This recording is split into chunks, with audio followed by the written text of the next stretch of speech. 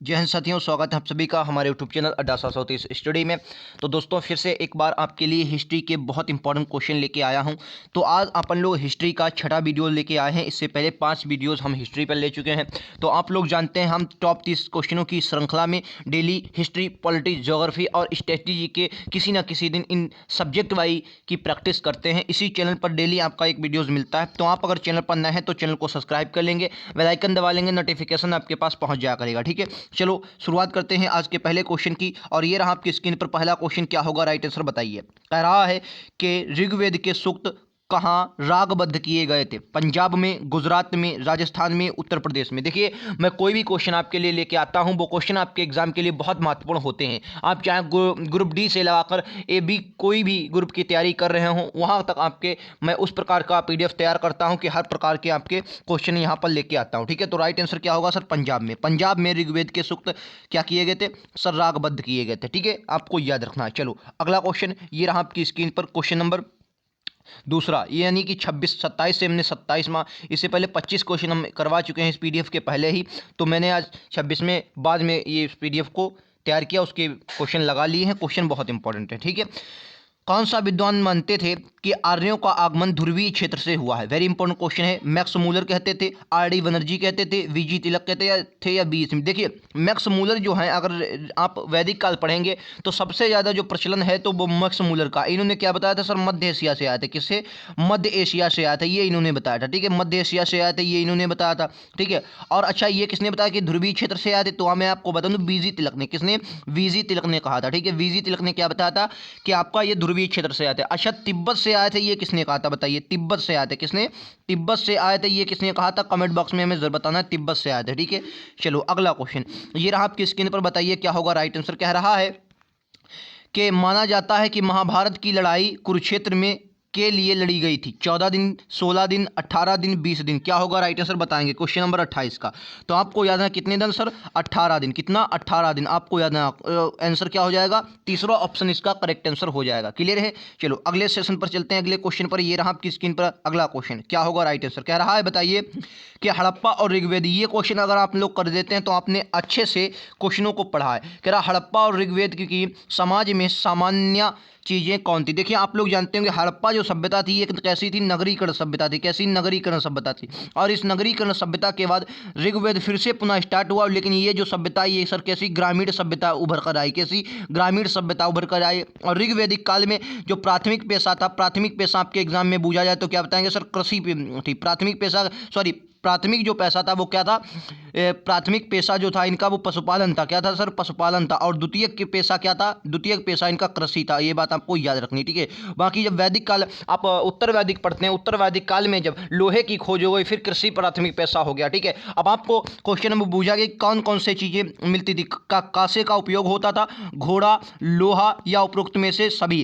कौन कौन सी चीज़ें सामान्य थी? क्या होगा राइट? ये क्वेश्चन जब आप लगाते हैं तो मैं आपको मान जाऊंगा कि हाँ आप एक अच्छे इंपॉर्टेंस पढ़ाई कर रहे हैं। मैं आपको बता दूं, इसमें देखिए घोड़े के साथ अगर आप हड़प्पा सभ्यता में देखेंगे तो सुदरकोटदा से अस्थिपंजर का साक्ष्य मिला। क्या? अस्थिपंजर का साक्ष्य सुदरकोटदा से मिला है, लेकिन घोड़े के प्राप्त अवशेष नहीं थे, तो आपका गलत हो जाएगा। ठीक है, अब बात करते हैं सर लोहे की। लोहा आप लोगों को याद रखना, ये उत्तर वैदिक काल में इसकी खोज हुई। किसमें? उत्तर वैदिक काल में हुई, तो ये भी आपका गलत हो जाता। अब जो ये कट गए तो ये भी, तो बचा कांस्य का उपयोग। देखिए, कांस्य युगीन सभ्यता तो हड़प्पा सभ्यता थी, कांस्य का उपयोग तो होता था, और वैदिक काल में भी कांस्य का ही उपयोग हुआ। ठीक है, इसलिए खेती उतनी उत्तर वैदिक मतलब जो ऋग्वैदिक काल था, इसलिए वहां पर का पशुपालन को प्राथमिक पेशा दिया गया था। ठीक है, उसके बाद जैसे ही लोहे की खोज हुई, कृषि को उन्होंने प्राथमिक पेशा दे दिया। और कांसा आप लोग जानते होंगे, कांस्य युगीन सभ्यता हड़प्पा तो फेमस है, कांसे के लिए तो इतना ही विस्तार हुआ था। तो राइट आंसर क्या होगा? ऑप्शन नंबर ए इसका करेक्ट आंसर हो जाएगा। ठीक है, चलो अगला क्वेश्चन ये रहा आपकी स्क्रीन पर। क्या होगा राइट आंसर बताइए। क्या बताइए कि निम्नलिखित में से किस वेद में जादुई आकर्षण और मंत्र शामिल है? क्या होगा राइट आंसर बताइए। यजुर्वेद में, सामवेद में, अथर्ववेद में, ऋग्वेद में? क्या होगा राइट आंसर क्वेश्चन नंबर 30 का बताइए। तो आपको याद रखना है कहां पर। देखिए, सामवेद में क्या मिलता है? सारे गामा पाधानी, मतलब सबसे पहले अगर गायन मंत्र का अगर देखेंगे, मतलब जो गाने वगैरह के सबसे पहले आया वो सामवेद में आया। ठीक है, अब आपके एग्जाम में पूछ लिया कि जादू टोना कहां पर आता था, तो कहां पर आएंगे? अथर्ववेद में। ठीक है, अथर्ववेद में। अच्छा, कर्मकांड कहां पर शुरुआत हुई, बताइए कर्मकांड। कर्मकांड का कौन सा वेद है, बता दीजिए कर्मकांड का कौन सा वेद है, ये भी आपको बताना है। ठीक है, चलो अगला क्वेश्चन ये रहा आपकी स्क्रीन पर, बताइए कह रहा है अकबर के गवर्नर अब्दुल्ला खान के विद्रोह को दबाया था। बताइए अब अकबर का जो गवर्नर था अब्दुल्ला खान, इसने किसके विद्रोह को दबाया था? मेवाड़ के विद्रोह को, मालवा का विद्रोह, मेरठ का विद्रोह, मनकत का विद्रोह। क्या होगा राइट आंसर बोले अकबर। बात करते हैं अकबर की सर 1526 में गद्दी पर बैठते हैं और जैसे ही 1556 में गद्दी पर बैठते हैं और जैसे ही 1556 में गद्दी पर बैठे तुरंत इन्होंने पानीपत का दूसरी युद्ध लड़ा था। ये बात आपको याद रखनी है। ठीक है, चलो इस वाले क्वेश्चन का राइट आंसर क्या होगा, तो आपको याद रखना है मालवा का। ठीक है, मालवा का आपको याद है, मालवा से इन्होंने विद्रोह को दबाया था, मालवा के विद्रोह को। ये बात आपको याद रखनी है। चलिए नेक्स्ट क्वेश्चन ये रहा आपकी स्क्रीन पर, कह रहा है चौसे के युद्ध में हुमायूं को किसने हराया था? Very important question. देखिए चौसा का युद्ध एक इंपॉर्टेंट युद्ध हो जाता है जब आप दिल्ली सल्तनत को पढ़ते हैं, क्योंकि कहाँ शेरशाह सूरी जब लड़ते हैं और इनको पराजित करते हैं। ठीक है, फिर उसके बाद चौसे के युद्ध के बाद ये कन्नौज का युद्ध लड़ते हैं और वहाँ पर भी जैसे बिलग्राम का युद्ध आप लोग कहते हैं, तो बिलग्राम के युद्ध में भी पराजित हो जाते हैं और फिर ये भाग ही जाते हैं। ठीक है, तो आपको याद है किससे लड़े थे, तो 32 का आपको याद रखना है किससे, ऑप्शन नंबर डी हो जाएगा, शेरशाह सूरी से ये लड़े थे हुमायूं, याद रखेंगे। ठीक है, हुमायूं शेरशाह सूरी से लड़े थे, ये बात आपको याद है। 39 में ये युद्ध हुआ था। ठीक है, चलो अगला क्वेश्चन ये रहा आपकी स्क्रीन पर, कह रहा है दिल्ली में हुमायूं का मकबरा किसने बनवाया था? बाबर ने, अकबर ने, हाजी बेगम ने या हुमायूं ने? दिल्ली में हुमायूं का मकबरा किसने बनवाया था? अच्छा एक पुस्तक आपके एग्जाम में बहुत पूछी है, हुमायूं नामा। हुमायूं नामा किसकी पुस्तक है, बताइए हुमायूं नामा, ये आपके एग्जाम में कई बार पूछी गई। हुमायूं नामा किसकी पुस्तक है? तो आपको याद है हुमायूं नामा जो है ये गुलबदन बेगम, किसकी? गुलबदन बेगम की है। ठीक है, गुलबदन बेगम, ये आपके एग्जाम में कई बार आई है, गुलबदन बेगम की है। ठीक है, याद रखेंगे गुलबदन बेगम की है हुमायूं नामा। ठीक है, चलो इसका राइट आंसर क्या हो जाएगा, हाजी बेगम। किसने? हाजी बेगम ने बनवाई थी, ये बात आपको याद रखना। ठीक है, हाजी बेगम ने दिल्ली में हुमायूं का मकबरा बनवाया था। ठीक है, अच्छा बाबर का मकबरा कहाँ है, बताएगा कोई? बाबर का मकबरा कहाँ है, बताइए बाबर का मकबरा कहाँ है? ठीक है, बताइए बाबर का मकबरा कहाँ है, बता दीजिए। ठीक है, चलो कहाँ है, काबुल में है, याद रखेंगे। बाबर का मकबरा कहाँ है, काबुल में। अच्छा युद्ध में हारने के बाद हुमायूं को भारत से भागना पड़ा, पानीपत का युद्ध के बाद या घाघरा के युद्ध के बाद, खानवा का युद्ध का या कन्नौज का? मैंने अभी थोड़ी देर पहले ही आपको बताया था, अगर आपने अच्छे से क्वेश्चन को सुना होगा तो आपको ज़रूर पता होगा। ठीक है, देखिए अगर आप चैनल पर या नए हैं तो चैनल को सब्सक्राइब जरूर कर ले, बेल आइकन दबा ले, नोटिफिकेशन आपके पास पहुंच जाया करेगा जब भी आपका वीडियो अपलोड हुआ। ये क्वेश्चन वो क्वेश्चन होते हैं जो आपके एग्जाम में 100% पूछे जाते हैं, चाहे आप हिस्ट्री का कोई भी हमारा सेशन उठा लीजिए, पॉलिटी का उठा लीजिए, ज्योग्राफी का उठा लीजिए, स्ट्रेटेजी के जो मिक्स क्वेश्चन लेकर तो उसका उठा लीजिए, आपको क्वेश्चन यहाँ से देखने को ज़रूर मिलेंगे। ठीक है, चलो अब मैं इस वाले क्वेश्चन की राइट बता दूँ। जो हुमायूं था ये देखो पानीपत से इनका कोई संबंध नहीं, घाघरा का युद्ध तो बाबर से आता, खानवा का युद्ध भी बाबर, तो राइट आंसर क्या होगा, कन्नौज का युद्ध। कन्नौज का युद्ध इसे बिलग्राम का युद्ध भी अपन लोग कहते हैं। ठीक है, इसी युद्ध के बाद शेरशाह सूरी से जब ये हार गया उसके बाद इसने भारत ही छोड़ दिया और फिर जब आया ये 1554 में फिर से गद्दी पर बैठता है। ठीक है, 1554 में फिर से आता है। ठीक है, चलो ये रहा आपकी स्क्रीन पर अगला क्वेश्चन, कह रहा बाबर द्वारा पानीपत की लड़ाई जीतने का मुख्य कारण क्या था? बताएंगे जीतने का मुख्य कारण क्या था? ठीक है, जीतने का मुख्य कारण क्या था? बाबर ने जो लड़ाई, देखो बाबर जो था ये पहले कहाँ पर, ये अफगानिस्तान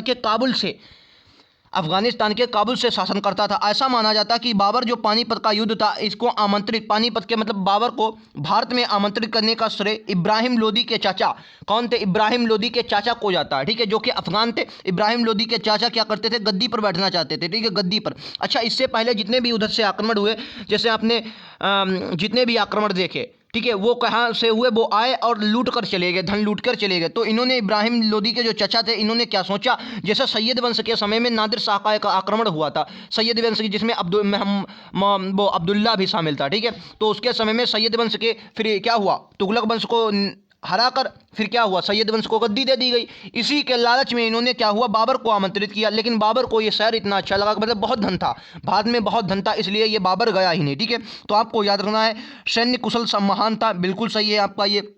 ठीक है, ये आपका बिल्कुल सही हो जाएगा। अगला कह रहा है वह युद्ध का अपनी तकनीकी में चतुरता, बिल्कुल सही है। और तुलुगमा प्रणाली भी इसने अपनाई थी, जो बहुत इंपॉर्टेंट हो जाती है। सीधा सीधा आपके एग्जाम में क्वेश्चन पूछे, ये इसका राइट आंसर क्या होगा, ऑल ऑफ दीज। ठीक है, all of these right answer होगा। लेकिन अगर सिंगल क्वेश्चन आपसे पूछ ले कि तुलुगमा प्रणाली किस युद्ध में अपनाई गई थी या किसके लिए फेमस है, कौन इसके लिए फेमस है, तो आप क्या बताएंगे, सर तुलुगमा जो प्रणाली है इसके लिए बाबर फेमस है, याद रखेंगे। ठीक है, कौन बाबर फेमस है, ये क्वेश्चन आपको भूलना नहीं है। ठीक है, चलो अगले क्वेश्चन पर चलते हैं। ये रहा आपकी स्क्रीन पर अगला क्वेश्चन, कह रहा बाबर के सब को अपनी पसंद के कहाँ दफनाया गया? मैंने अभी आपको बताया था। कहाँ उसका, देखिए इसकी मृत्यु कहाँ, आगरा में इसकी मृत्यु हुई, ठीक है। बाबर के शव को अपनी पसंद से कहाँ दफन, आगरा, फरगना, समरकंद, काबुल, क्या होगा राइट आंसर। और ये सभी क्षेत्रों को बाबर ने जीता था, ये भी बात आपको याद, मैंने अभी आपको बताया था। कहाँ सर, काबुल, इसका मकबरा कहाँ स्थित है, काबुल, इसके कहने पर ही काबुल पर इसके मतलब इसके जो दफनाया गया है, इसे काबुल में ही दफनाया गया है, ठीक है। चलो अगला क्वेश्चन, ये रहा आपकी स्क्रीन पर, क्वेश्चन नंबर 37, क्या होगा राइट आंसर। क्या निम्नलिखित में से कौन सा दिल्ली शासन करने वाला तीसरा राजवंश था, क्या होगा राइट आंसर, बताइए। लोधी वंश, खिलजी वंश, तुगलक वंश, गुलाम वंश। देखिए मैं आपको एक ट्रिक बताता हूँ, देखिए गुलाब खिला, देखिए आपने इससे पहले भी पढ़ी होगी, गुलाब खिला, तो सैयद, लौटा, ठीक है, लौटा, ये बात आपको याद रखनी है। गुलाब खिला तो सैयद लौटा, क्या है इसका मतलब, देखो गुलाब से क्या हो जाएगा, गुलाम वंश, ठीक है, गुलाम वंश, ये भी बात आपको याद नहीं। खिला से क्या हो जाएगा, खिलजी वंश, क्या हो जाएगा, खिलजी वंश, ठीक है।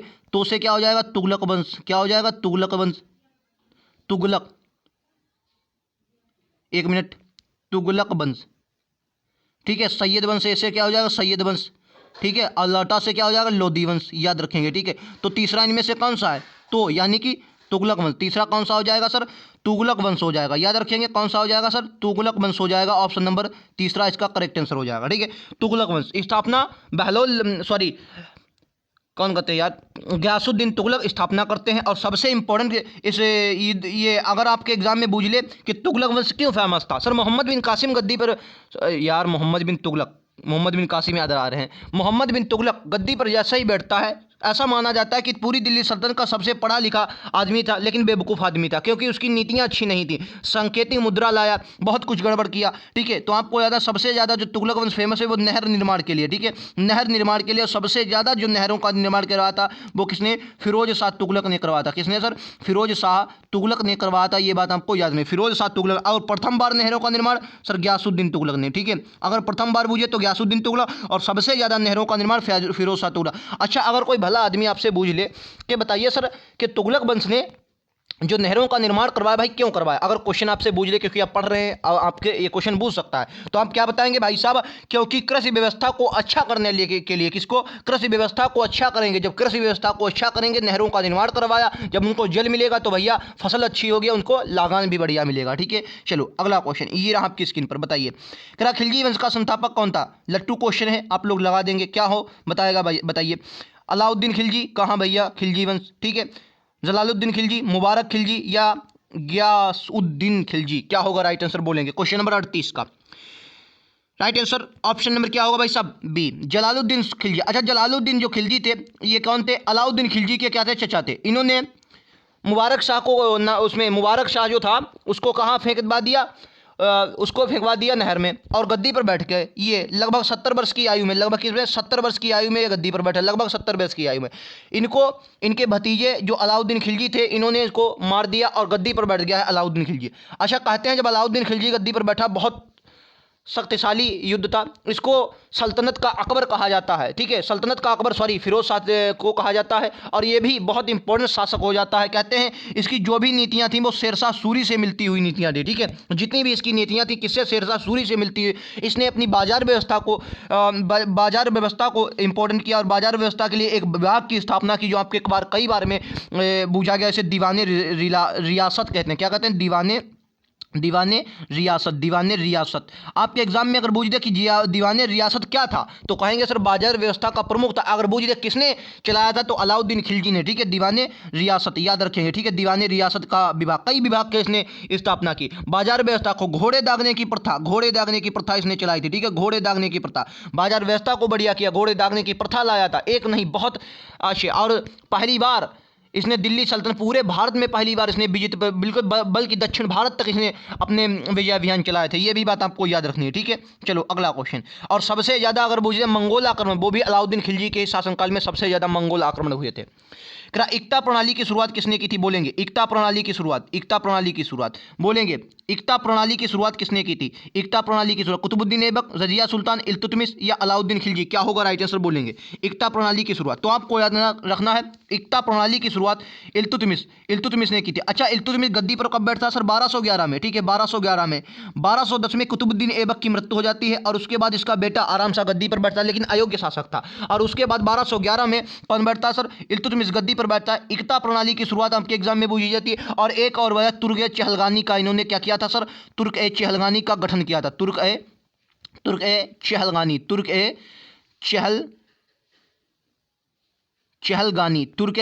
विभाग की स्थापना की थी। और इसका अंत किसने किया था सर? बलबन ने, ठीक है बलबन ने इसका अर्थ किया था तुर्क-ए-चहलगानी का। इल्तुतमिश ने इसकी क्या की थी?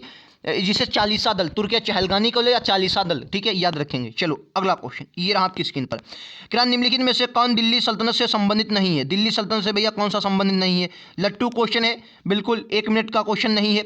गुलाम वंश, लोदी वंश, तुगलक वंश, मंगोल वंश, भैया यही गड़बड़ हो जाएगा, ठीक है। क्या हो जाएगा right answer? Option number D, Mongol वंश भैया कहाँ गया, ठीक है। चलो अगला, इस पर अपन लोग ज़्यादा टाइम नहीं खर्च करेंगे, ये लीजिए जो टाइम खर्च करने वाला होगा उस पर खर्च करेंगे। इल्तुतमिश द्वारा जारी किए गए तांबे के सिक्कों को किस नाम से पुकारा जाता है? लिख लीजिए भैया, इस पर स्टार लगाइए, आप लोग स्टार लगाइए, इंपॉर्टेंट की मोहर। इल्तुतमिश द्वारा जारी किए गए तांबे के सिक्कों को किसके नाम से पुकारा जाता है? खलीफा, टका, चालीसा, जीतल? क्या होगा राइट आंसर क्वेश्चन नंबर 41 का? बोले तो आपको याद ना क्या कहा जाता सर? जीतल कहा जाता था। क्या कहा जाता था? जीतल। तांबे के सिक्के जो भी थे, तांबे के सिक्के थे किसके? इल्तुतमिश के, उनको जीतल कहा जाता था, ये बात आपको याद। और पहली बार अगर मुझे सिक्के किसने, तो अगर दिल्ली सल्तनत में देखेंगे तो सबसे पहले इल्तुतमिश ने ही जारी किए थे, क्योंकि 1211 में गद्दी पर बैठता है और 1211 के गद्दी पर बैठने के बाद अपनी राजधानी दिल्ली को स्थानांतरित करता है, इसलिए इसे दिल्ली का वास्तविक संस्थापक भी कहा जाता है, ठीक है याद रखेंगे। चलो अगला क्वेश्चन, ये रहा आपकी स्क्रीन पर, बताइए क्या निम्नलिखित में से कौन मोहनजोदड़ो में नहीं पाया गया? वेरी इंपॉर्टेंट क्वेश्चन है, आइए देखते हैं। इसको थोड़ा छोटा कर लेते हैं यार, ये लो बताइए क्या निम्नलिखित में से कौन मोहनजोदड़ो में नहीं पाया गया? बात करते हैं सर पहले मोहनजोदड़ो की। तो मोहनजोदड़ो की अगर बात कर लें सर, पाकिस्तान में पड़ता है वर्तमान में, किस नदी के? सीधे नदी अगर बुझले को किसमें? सिंधु नदी के तट पर। 1922 में इसकी खोज हुई थी, किसने की थी? रखालदास वर्णी ने। किसने? रखालदास वर्णी ने इसकी खोज की थी, ठीक है। हड़प्पा की खोज 1921 में होती, दराराम साहनी ने की थी। उसके बाद दूसरा जो शहर खोजा गया उसे मोहनजोदड़ो कहते हैं। और रखालदास वर्णी ने इसकी खोज की थी कब? 1922 में मोहनजोदड़ो की खोज की थी, सिंधु नदी के तट पर स्थित है, ठीक है। अच्छा, क्या कह रहा है? कौन सा नहीं पाया गया? पशुपति की मोहरें, डार्लिंग गर्ल की कांस्य मूर्ति, मतलब कृष्ण की नर्तकी की मूर्ति यहाँ से बिल्कुल प्राप्त हुई। बने हुए कपड़े का टुकड़ा, और ये है, ये आपका ऑप्शन डी है। ये रुक जाए 1 मिनट, ऊपर थोड़ा कर देते हैं, ये लीजिए ऑप्शन कह रहा है आपका टेराकोटा हल। क्या होगा राइट आंसर बताइए। देखिए 42 का राइट आंसर क्या हो जाएगा? तो ऑप्शन नंबर डी ही इसका करेक्ट आंसर है। टेराकोटा जो हल है ये नहीं प्राप्त हुआ। देखो नर्तकी की मूर्ति बिल्कुल भैया मिली है, कांसे की नर्तकी की मूर्ति, डार्लिंग गर्ल, और एक नर्तकी की मूर्ति भी मिली है, ठीक है। नर्तकी की डांसिंग गर्ल ये है, मतलब नर्तकी की मूर्ति मिली है। इससे क्या जाहिर होता है कि मतलब कांस्य युगीन सभ्यता रही, इसी से पता चलता कि कांस्य युगीन सभ्यता रही है, ठीक है। चलो, और पशुपति की मोहरें भी मिली हैं और बने हुए कपड़े का टुकड़ा भी मिला हुआ है, ठीक है। ये बात आपको याद रखनी। चलो अगला क्वेश्चन, हड़प्पा सभ्यता की लिपि कैसी थी? बताइए। खमेर थी, देवनागरी थी, संस्कृत थी, अनिर्धारित थी? अगर भैया ये क्वेश्चन कोई गलत करता है तो आपने हिस्ट्री को भैया मजाक में पढ़ा, अच्छे से नहीं पढ़ा है। देखो यार, हमें सिंधु घाटी सभ्यता कह लो या हड़प्पा सभ्यता कह लो, इसके बारे में हमें संपूर्ण जानकारी फिलहाल है नहीं। अब जब संपूर्ण जानकारी है नहीं तो हमें जाहिर सी पता होगा इसकी लिपि लिखाई तो मिली है, लेकिन उसे अपन लोग पढ़ नहीं पाए क्योंकि पता नहीं कौन सी लिपि है। तो क्या कहते हैं सर? अलिखित। कैसी? अनिर्धारित है, ठीक है। कैसी है? अनिर्धारित लिपि है, याद रखेंगे, ठीक है। कैसी लिपि है? अनिर्धारित लिपि है, याद रखेंगे। चलो अगला क्वेश्चन, ये रहा आपकी स्क्रीन पर, क्वेश्चन नंबर 44। कह रहा है हड़प्पा सभ्यता किस युग की थी? वेरी इंपॉर्टेंट क्वेश्चन, किस युग की थी भैया? बताइए। चिल्ला कर बताता चला हूं, अगर ये क्वेश्चन भैया अभी भी आप गलत करें तो बहुत गलत है। नवपाषाण काल, मध्य पाषाण काल, तम्र पाषाण काल, कांस्य युग। अरे भैया कई बार हो जाए, कांसे की नर्तकी की मूर्ति मिली नहीं मिली? तो कांस्य युगीन सभ्यता है, ठीक है, कांस्य युगीन। अच्छा, ये कांसा जो था इन्होंने कांसा बनाया कैसे, बता सकता कोई? देखो कांसा कैसे बनता है? टिन है, टिन को मिलाया। पहले क्या चलता था सर? तांबा चलता था। पहले क्या चलता था? तांबा। क्या चलता था सर? तांबा चलता था। तांबा अपने आपने कहाँ पर देखा होगा? तांबा आपने कहा कि सबसे पहले मानव ने अगर किसी का प्रयोग किया वो सर तांबा था। अब तांबे में इन्होंने क्या किया? टिन मिला दिया। अच्छा, ये टिन मिलाते कहाँ से थे? तो टिन जो था इन्होंने आयात किया था अफगानिस्तान के क्षेत्र से। अफगानिस्तान अपने भारत के ऊपर पड़ता है, तो अफगानिस्तान के क्षेत्र से इन्होंने क्या किया सर? तांबे का टिन का उत्पादन किया और अफगानिस्तान से इन्होंने क्या बना दिया? कांसा बना दिया। इससे कृषि में बहुत क्रांति आ गई और कृषि अच्छी होने लगी और ये अपने से ज़्यादा अनाज उगाने लगे और व्यापार शुरू कर दिया और इसलिए नगरीकरण के और बढ़ावा मिला। ठीक है, नगरीकरण का। अगला क्वेश्चन, ये क्वेश्चन भी आपके एग्जाम के लिए बहुत इंपॉर्टेंट है। बताइए क्या होगा राइट आंसर? कह रहा है निम्नलिखित में से कौन सा हड़प्पा स्थलों की जोड़ी उनके स्थान के साथ गलत है? क्या है? गलत है। देखो, मोहनजोदड़ो सिंध में बिल्कुल सही है। और कहाँ पर? ये सिंध नदी पर। नदी कौन सी हो जाएगी सर? सिंध भी हो जाएगी। ठीक है, नदी भी आपकी सिंध हो जाएगी। लोथल गुजरात में क्या था सर? एक बंदरगाह था। वेरी इंपॉर्टेंट है। क्या है सर? था एक बंदरगाह था लोथल। ठीक है, और ये कहाँ पर? भोगवा नदी। अगर नदी बूझ ले तो कौन सी हो जाएगी? भोगवा नदी। याद रखेंगे, भोगवा नदी हो जाएगी। ठीक है, कालीबंगा कहाँ पर? राजस्थान में। बिल्कुल सही है, कालीबंगा राजस्थान में। लेकिन बनावली भैया पंजाब में नहीं है। ठीक है, बनावली कहाँ है? पंजाब में नहीं है। अगर पंजाब का एक फेमस शहर आपसे पूछ ले तो क्या बताएंगे आप? पंजाब का अगर फेमस शहर पूछ ले तो क्या बता देंगे? बताइए। और वो भारत का सबसे बड़ा सिंधु घाटी सभ्यता स्थल भी है भारत का। बताइए क्या हो जाएगा? ठीक है, आप लोग कमेंट बॉक्स में बताइए। वो पंजाब का बेहतरीन शहर है, सबसे ज़्यादा अगर सबसे विस्तार है तो वेरी इंपॉर्टेंट है। ठीक है, तो बताइए किसका है? ठीक है, आप लोगों को कमेंट बॉक्स में इसको बताना है। चलो, अगला क्वेश्चन भी आपसे हड़प्पा पर ही पूछ लिया। कह रहा है हड़प्पा सभ्यता के बारे में कौन सा कथन सही है? ये आपको बताना है। कौन सा कथन सही है बताना है। ठीक है, कौन सा कथन सही है? क्वेश्चन नंबर कौन सा है? 46 है। ठीक है, कौन सा कथन सही है ये आपको बताना है। क्वेश्चन को ध्यान से पढ़िए और फिर राइट आंसर देना है। ठीक है, कह रहा है बताइए कि घोड़े का उपयोग दैनिक जीवन में किया जाता था। भैया मैंने क्या बताया सर? सुदर कोड़सा से अस्थिपंजर मिला है, लेकिन उन्हें संपूर्ण जानकारी घोड़े के नहीं थी। गलत हो गया? नहीं हो गया। ठीक है, दूसरा क्या कह रहा है? लोग लोहे से परिचित नहीं थे। भैया बिल्कुल सही है, लोग लोहे से बिल्कुल परिचित नहीं थे। मैंने क्या बताया सर? जो लोहा है ये आपका कहाँ से रहा है? वैदिक काल में आया। वैदिक काल भी अगर कौन सा बूझ ले तो उत्तर वैदिक काल में आया। तो आपका ये तो सही हो गया, लोहे से परिचित नहीं थे। और कथन भी हमसे क्या कर रहा है? कथन सही है। ठीक है, चलो बाकी के भी बूझ लेते हैं। करा आर.डी. बनर्जी सिंधु सभ्यता का शब्द उपयोग करने वाले पहले विद्वान थे। भैया गलत है। ठीक है, गलत है। चावल मुख्य फसल थी? नहीं, चावल मुख्य फसल नहीं थी। मुख्य फसल कौन सी सर थी? जौ। जौ सबसे पहले जो थी ये उपयोग में लाया गया था। सबसे पहली अगर फसल थी वो जौ थी। चावल मुख्य फसल नहीं थी। ये बात आपको याद रखनी है। ठीक है, चावल मुख्य फसल नहीं थी। ठीक है, तो आपको कौन सा हो जाएगा? 20 का सही हो जाएगा। चलो अगला क्वेश्चन, ये रहा आपकी स्क्रीन पर। यार फिर से मैं बता दूं, अगर वीडियो पसंद आ रहा तो एक बार लाइक और शेयर जरूर करें हमारे वीडियो को। अगर आप चैनल पर नए हैं तो चैनल को सब्सक्राइब कर लें, बेल आइकन दबा लें, नोटिफिकेशन में आपके पास पहुंच जाएगा। ठीक है, चलो बताओ। कह रहा सूफियों के बारे में कौन सा कथन असत्य है? सूफी मतलब जो क्या हुआ सर?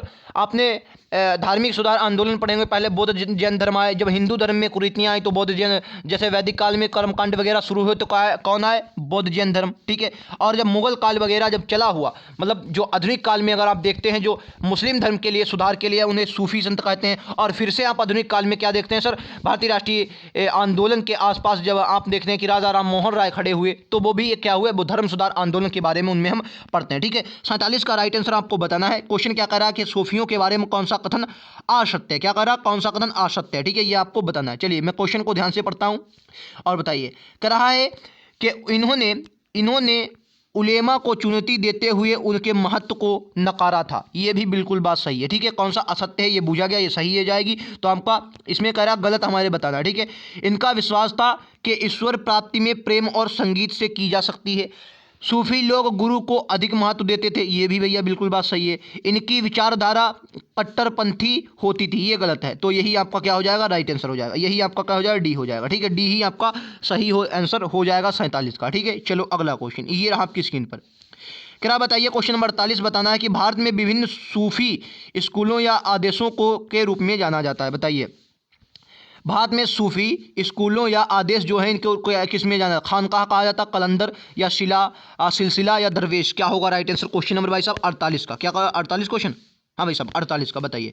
इसके बाद 2 क्वेश्चन और हैं, 50 क्वेश्चन इसमें। ठीक है, चलो मतलब 50 क्वेश्चन तक है, 25 क्वेश्चन हो जाएंगे। ठीक है सर, क्या कहा जाता? सिलसिला कहा जाता। ठीक है, सिलसिला कहा जाता है। चलो अगला क्वेश्चन, ये रहा आपकी स्क्रीन पर 49 नंबर क्वेश्चन। चैतन्य महाप्रभु एक तपस्वी हिंदू भिक्षु थे और 16वीं शताब्दी में समाज सुधारक थे। कहाँ? बिहार से, उड़ीसा, असम, बंगाल। ये भैया एक बार नहीं, एक एग्जाम में नहीं, 10 एग्जाम में। अगर आप कोई अच्छे एग्जाम की तैयारी मतलब कर रहे हैं, एग्जाम की तैयारी कर रहे हैं और उसका प्रैक्टिस सेट हल कर रहे हैं, तो भैया कभी ना कभी एक नहीं दो दो प्रैक्टिस सेट और प्रीवियस ईयर क्वेश्चन कोई भी एग्जाम का उठाइए सर, क्वेश्चन ये चैतन्य महाप्रभु जरूर बूझा गया, इनका स्थान आपके एग्जाम में सर बूझा ही बूझा जाता है। बताओ कहाँ है सर? तो आपको याद है चैतन्य महाप्रभु जो थे इनका बंगाल, ये 10 बार, एक बार नहीं सर 10 बार एग्जाम में पूछा गया क्वेश्चन है, तो आप लोगों को इसको रट लेना, बंगाल बंगाल बंगाल। ठीक है, चलो चैतन्य महाप्रभु।